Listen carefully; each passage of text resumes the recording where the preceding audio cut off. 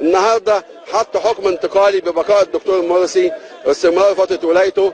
ازاي بعد اي دستور في العالم لابد من اجراء انتخابات تشريعيه ورئاسيه؟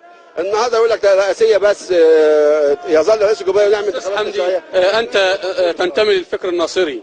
تمام، انا انتمي لشكل الرئيس جمال عبد الناصر وضع العديد من الدساتير، لم يجرى اي انتخابات بعد هذه الدساتير، وكان مستمر في مدته بدون انتخابات. استاذ سيد للشعب المصري، الرئيس جمال عبد الناصر الله يرحمه اعلن عمل استفتاء على نفسه بعد دستور 54.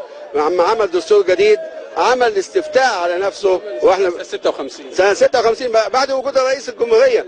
اول استفتاء عشان يتولى الحكم، يبقى في الحكم. بعد دستور 54 عمل استفتاء على نفسه. في دستور 54 ده كان مشروع دستور عبد الرازق السنهوري وتم.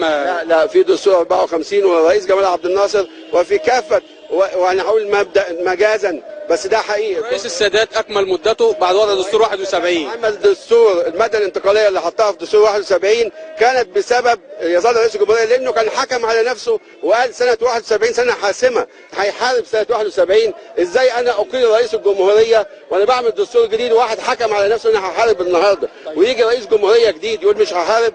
هذه فقره انتقاليه في ظل حكم ديكتاتوري. لم يكن كان رئيس ديكتاتوريا هو الاخر. طيب استاذ حمدي، حضرتك سؤال لحضرتك، انتوا تقولون طبقا للاعراف الدستوريه يجب ان يترك مرسي منصبه ويجرى انتخابات جديده.